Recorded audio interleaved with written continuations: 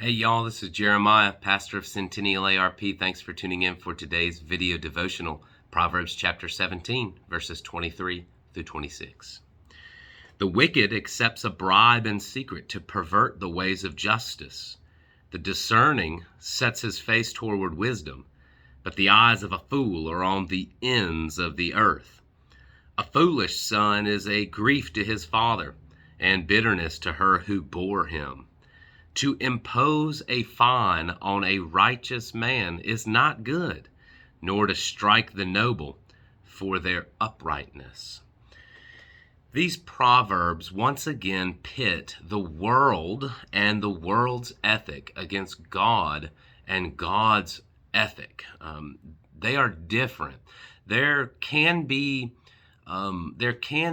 parts where it seems like they cross, and yet even then, we have to be very careful to say, for instance, that the world got it right or something like that, because even when the world gets it right, in all likelihood, it's because it has come from the depths of an acknowledgement of who God is and what we might call a general revelation, which is that God has given us something in this world that reveals him, and that we do have a law written in our hearts. We know that something is right and something is wrong, and we choose to go against it and try to justify and try to maneuver around and try to fixate and try, right? To do whatever it is that we want to do. For instance, the wicked accepting a bribe in secret. For money, greed, power, gain, obviously perverting the ways of justice in the process. And I think that it would be hard-pressed for us to find someone accepting a bribe, saying at the same time that is a righteous maneuver, but it would depend, right, on how they justify it. And we know this. We see this in the news, and we see this in books and in movies, and maybe we see this in our own lives in certain ways. And that goes on too, though, right? Of course, with the family flow, a foolish son, the concept of discerning ones who are seeing realities and foolish ones who are not, and where their focuses are, thinking about what it means to be penalized for doing the right thing, especially when it comes to faith. Think about a hot button topic, something that can be very difficult to talk about, but the concept of abortion and what it means for the world to dictate to humanity, to the fullness of who we are as a people, that it's okay for us to kill our people.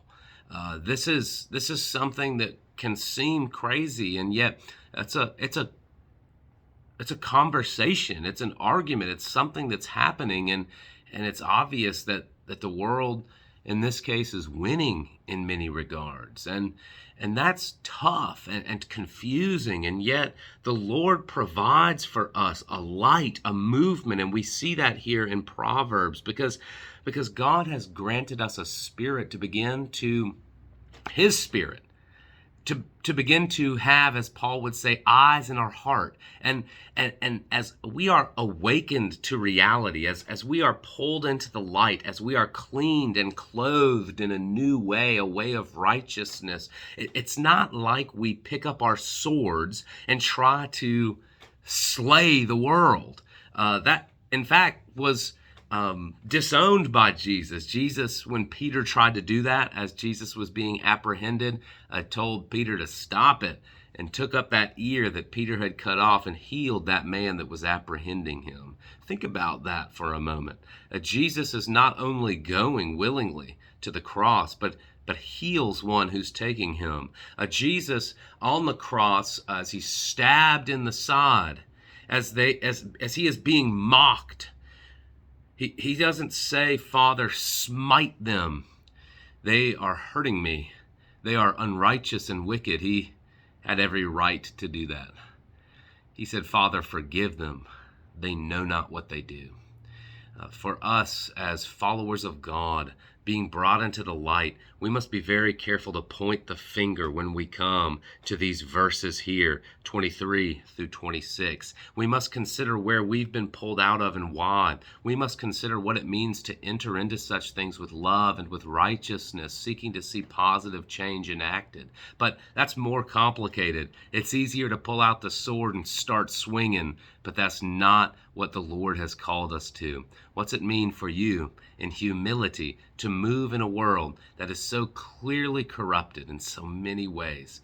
Think on these things. Think on what it means for you to consider where you've been maybe slightly corrupted even as you are believing, and begin to work through how you might move further down a path of righteousness, how you might clean yourself off a little bit more, as it were. Just begin to think bigger and to think deeper. And these Bible verses here, Proverbs 17, 23 through 26, it can help us on that path. Consider them and be blessed today.